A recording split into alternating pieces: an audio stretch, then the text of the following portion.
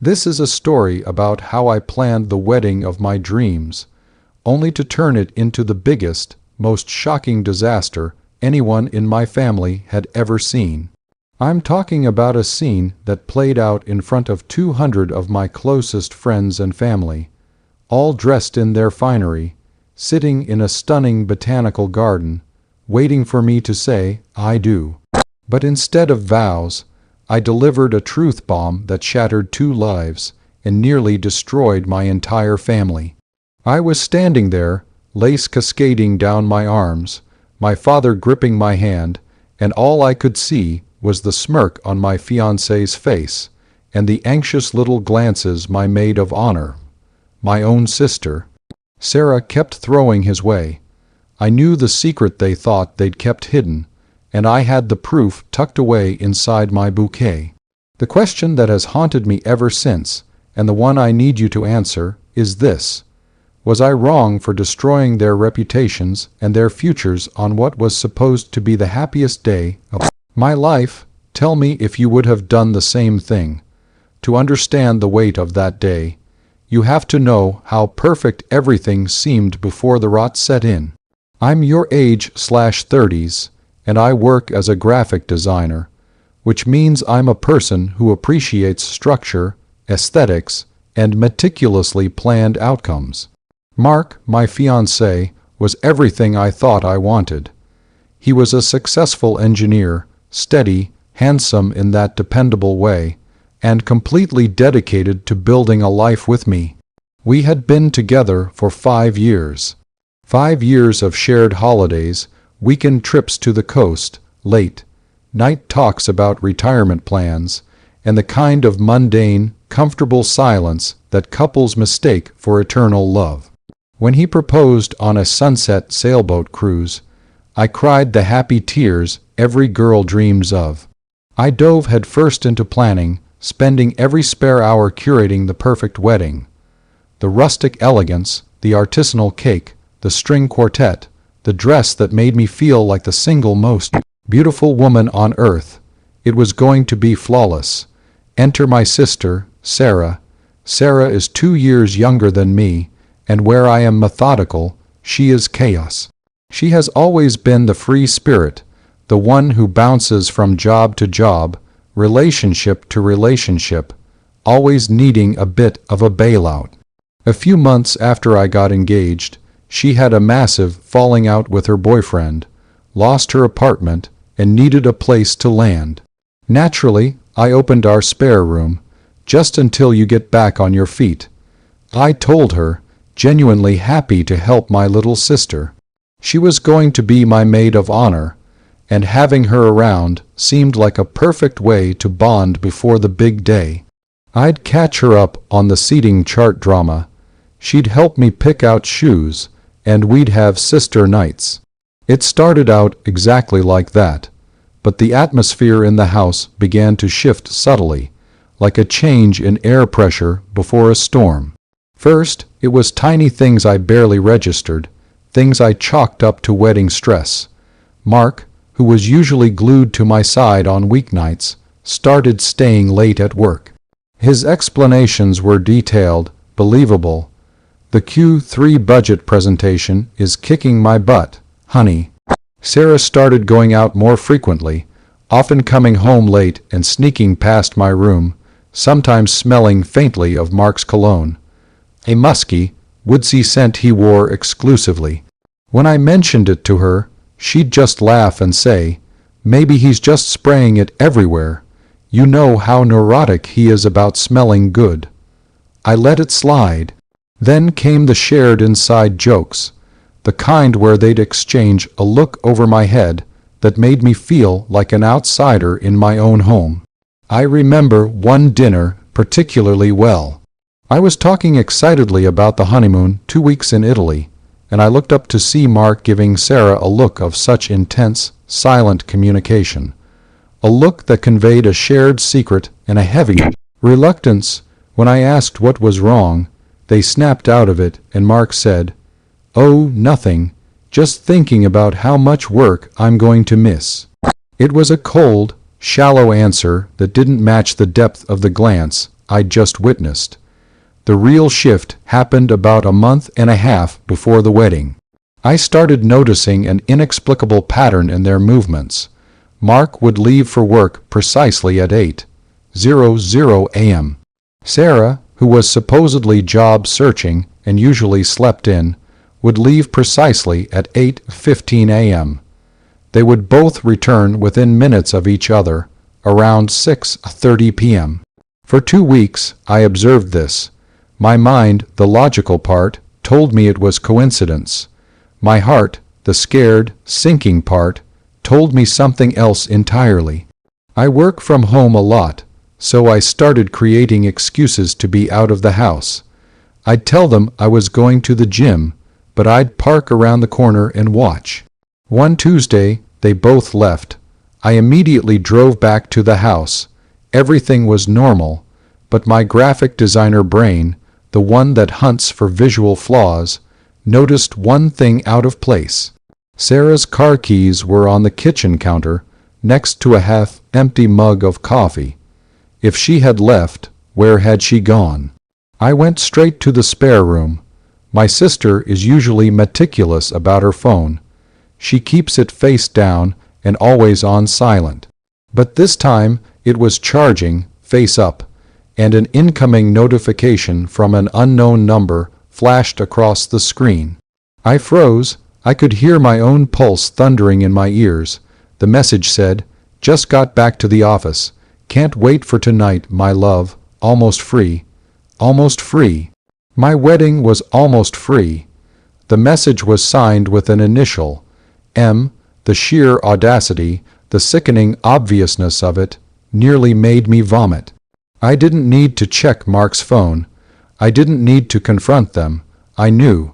In that moment, I went from a hopeful bride to a cold, calculating strategist. I took Sarah's phone, unlocked it using her birthday, which she hadn't changed, and what I found was a sickening, continuous timeline of their affair, starting 2 weeks after she moved in. Explicit texts, stolen moments in our home, pictures taken on the very couch where Mark and I had watched countless movies, even a few conversations where they openly mocked my wedding planning and referred to me as the blind spot. I saved everything. I downloaded every picture, every text message thread, and every sickening detail to a hidden file on my cloud drive. Then I deleted the notification, wiped the recently opened apps, and placed the phone back on the charger, keys beside it. It was as if I had never been there. The coldness that settled over me was a protective shell, replacing the raging inferno of betrayal. Over the next month, I became an actress. I was the perfect, joyful bride. I went to the fittings, I tasted the hors d'oeuvres, I stressed about the centerpieces.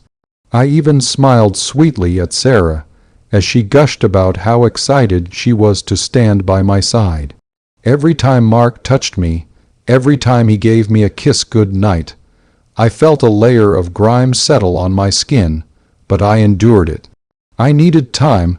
My revenge had to be public, permanent, and poetic. A quiet breakup would let them slink away with their reputations intact. A screaming confrontation would just be drama. I wanted an announcement, a final declaration that would define them forever. The wedding became the stage, not the ceremony. I contacted the DJ under the guise of creating a surprise wedding slideshow for Mark. I insisted that I needed to run the presentation from my own personal laptop, citing proprietary font choices, and my need to manage the flow. He agreed easily. I spent the next 2 weeks perfecting a 15-minute slideshow. The first 5 minutes were genuine cute baby pictures, our first date, the proposal. The final 10 minutes were the raw, uncensored evidence of their betrayal, timed perfectly to the crescendo of my favorite emotional ballad, the one they both knew I loved. So that's the situation I was in. I was standing in a $5,000 dress, having spent $60,000 on this elaborate trap. I could have walked out the back door, leaving a note, saving myself the public humiliation of the revelation. I had the power to simply cancel the wedding and tell a select few, thus sparing my parents the shock.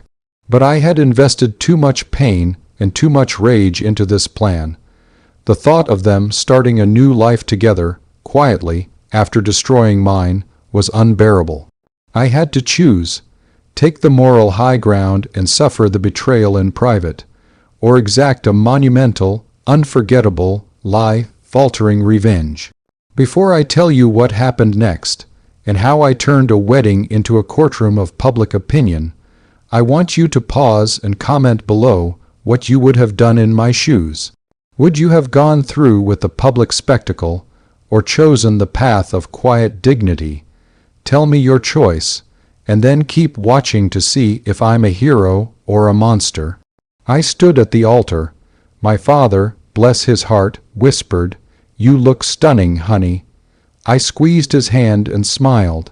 Mark met my eyes with his usual confident grin, his smile never quite reaching his eyes. Sarah, standing right beside him, fiddled nervously with her bouquet. The officiant began the ceremony. It was all a blur of boilerplate tradition until we reached the vows. Mark went first, delivering a saccharine speech about eternal commitment, and how I was his best friend and his soulmate. It was sickening. Sarah even dabbed a fake tear from her eye. Then it was my turn. I took a deep breath, clutching the small, handheld mic. I looked at Mark, and I saw a stranger. I looked at Sarah, and I saw a thief. "Mark," I began, my voice clear and steady, "I have written my own vows as we agreed." He nodded, looking pleased. I paused, letting the silence hang heavy in the air. "I vow to love and honor the truth above all else," I said. "And the truth is, this wedding is canceled." A ripple of confused whispers went through the crowd. Mark's confident smile faltered. Sarah's head snapped up. "Because Mark," I continued, holding the microphone tighter, "you forgot to mention one detail in your perfect speech. The last 3 months of your life have been dedicated to sleeping with my maid of honor, my sister, Sarah." Chaos erupted. Mark started shouting, "What are you talking about? She's crazy." Sarah went pale, stammering, "It's not true. She's imagining things." My father released my hand, horror etched on his face, but I was ready. I nodded to the DJ, who was instructed to ignore anyone but me. The house lights dimmed, and the projector screen, which was supposed to show a welcome message, suddenly illuminated. The soft wedding music swelled, and then the first slide appeared. It wasn't a cute photo of us. It was a screenshot of a text message. "Can't wait until she's gone this weekend. Your bed is my happy place. M." The next slide was a photo of them kissing in our kitchen. The next was a screenshot of their conversation thread, detailing their plans for after the wedding, how they would break the news to me and move in together. For 10 agonizing minutes, the evidence flashed across the huge screen: text messages, time, stamped pictures, receipts for a separate motel room they used when I was home. All set to a piece of classical music that now sounded like a funeral dirge. The atmosphere was electric. People gasped, screamed, and started standing up. Mark, in a fit of absolute panic and rage, rushed the DJ booth, trying to shut off the projector, but 2 of my groomsmen, who I had quietly filled in earlier that morning, intercepted him and held him back. Sarah burst into tears, not of remorse, but of sheer, mortifying exposure, running down the aisle while my own mother chased after her, screaming, "How could you do this to your sister?" I stood perfectly still at the altar, feeling nothing but a chilling sense of justice. When the final slide flashed a bold, simple message reading, "The marriage is off. The betrayal is public. Let the consequences begin," I finally let the microphone drop. I turned to my father, who was weeping silently. "Take me home, Dad," I whispered. I stepped off the altar, walking past the shattered mark, past the crying guests, past the stunned caterers. I didn't look back. The dream wedding was a smoking ruin, but I was finally free. The aftermath was a hurricane. Mark tried to spin the narrative, claiming I was unstable and had a psychotic break, but the visual evidence was too damning. I immediately filed a restraining order, changed the locks, and, thanks to the meticulous pre-nup I had insisted on, I was able to sell the house we co-owned within a month, taking back my original investment and leaving him with his half of the equity, which he needed to pay off the massive wedding debt he now shared with me. His company, a respectable engineering firm, saw the public outcry and the scandalous details shared across social media by my guests. He was quietly let go a week later. Sarah was worse off. My parents, who are traditional and value family loyalty above all else, were torn in two. My mother initially defended Sarah, but the sheer cruelty of the texts, the mockery of me, broke her heart. Sarah was disinvited from all family gatherings, effectively cut off. She and Mark, having nothing left but each other, moved in together into a tiny, cheap apartment. I heard they fought constantly, their relationship built on a foundation of spite and deceit, unable to withstand the pressure of reality. I lost a fiancé and a sister in a single hour, but I gained something invaluable: my self-respect and the knowledge that I stood up for myself in the most unforgettable way possible. I now live in a new city, working a dream job, and I'm healing, slowly. I don't regret what I did. I regret that two people I loved forced me into a position where that was my only recourse. They taught me a harsh lesson about appearances and the dark corners of the human heart. The destruction I caused was a direct reflection of the destruction they wrought on my life. I think about that day often, the way my voice didn't shake, the clarity of my purpose. It wasn't about revenge. It was about the truth demanding a reckoning. Like this video, if you were absolutely on my side and think they deserved every ounce of public shame they received. Subscribe for more stories like this, where I share the brutal realities of modern dating and betrayal. And finally, share your final thoughts on this whole mess in the comments section below. Do you think I went too far, or was it the only way to truly close that chapter? I read all your comments. I'll see you all in the next story.